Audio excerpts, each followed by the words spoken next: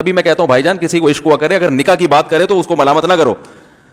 بیٹا ابا کے پاس آ رہا ہے, ابا مجھے وہ کالج میں لڑکی پسند آ گئی, مجھے عشق ہو گیا, میں شادی کرنا, ابا پڑا کر کے ایک چماڑ لگا دیتے ہو, تجھے میں نے یہ عشق معاشقوں کے لیے بھیجا وہاں پہ, اس لیے نہیں تھا, لیکن اب ہو گیا تو اس کا ایک جائز راستہ ہے نا جو اسلام نے بتایا ہے. تو ابا بلا وجہ غیرت کا مسئلہ بنا لیتے ہیں اس کو, ٹھیک ہے نا.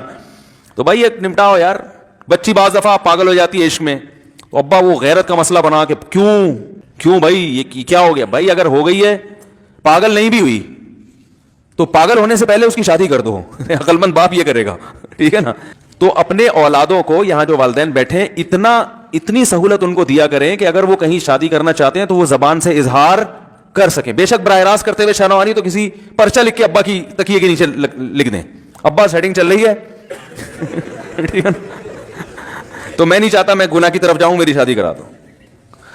اور نام نہ لکھو اپنا, ابا خود ہی, ابا کو سب کا پتا ہوتا ہے کہ وہ خود ہی پہچان جائیں گے.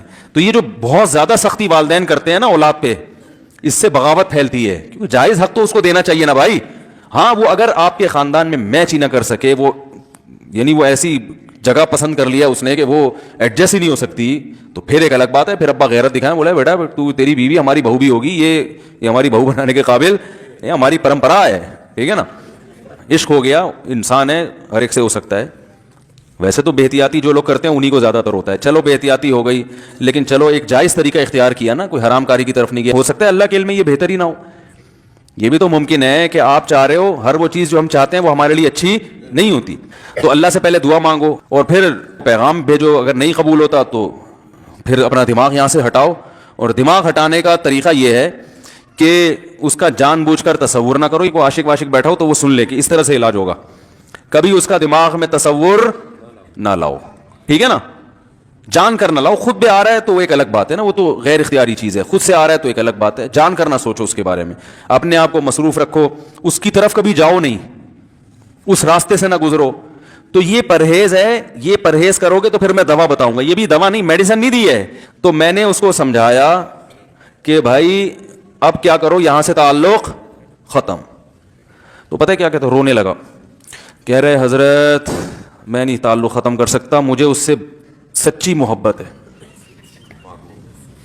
پاک محبت ہے, سچی محبت ہے, سچا عشق ہے. یہ فلموں سے سیکھا ہے لوگوں نے, سچا عشق اور جھوٹا عشق.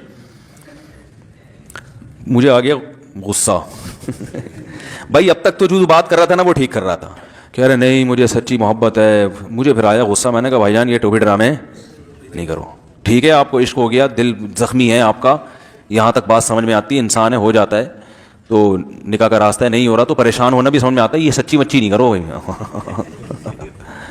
میں نے کہا اپنی ماں سے کیوں نہیں ایسی محبت آپ کو. ماں ناراض ہوتی ہے, کبھی بات چیت چھوڑ دے تو پھر ایسا رونا آیا کبھی. تو وہاں نہیں ہو رہے تو یہاں اگر ہو رہے ہیں تو اس کو پاکیزہ محبت کا لیول لگانے کی ضرورت. میں نے کہا اس کو لقوہ ہو جائے نا جو تمہاری جو محبوبہ ہے, بی پی ہائی ہوا اور جناب تھوڑا سا ٹیڑھی میڑھی ہو گئی, پھر دیکھوں گا. پھر کہے گا, کہہ رہے مجھ سے سب جان چھڑا دو خدا کے لیے.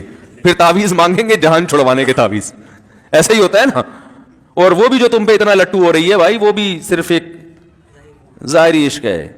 ہاں بعض دفعہ حقیقی بھی ہوتا ہے, وہ اخلاق سے کسی کا متاثر ہو گئے, دینداری سے متاثر ہو گئے, وہ ایک الگ چیز ہے. لیکن زیادہ تر صرف شکلوں پہ مر رہے ہیں, شکلوں پہ. اخلاق وخلاق ایک طرف گئے ہوئے ہیں, دینداری اخلاق کو کوئی نہیں لفٹ کراتا آج کل, صرف شکل پہ. تبھی ان کو کسی اداکار سے کرا دو نا, فوراً بھاگ جائیں گے اس کی طرف.